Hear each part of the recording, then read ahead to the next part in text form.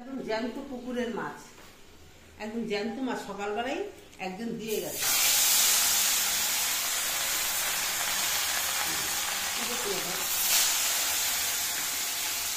জ্যান্ত মাছটা এটা আলু দিয়ে ঝোল করবো, আলু দিয়ে ঝোল করতে হবে। হ্যাঁ, আলু দিয়ে ঝোল করতে ঝোল করতে আছে তো আছে একটা মশলা টশলা দিয়ে আলুটা কষাচ্ছি, তারপরে মাছের ঝোলটা রান্না করবো। দেখো কত মাছ, আমরা অনেক লোক।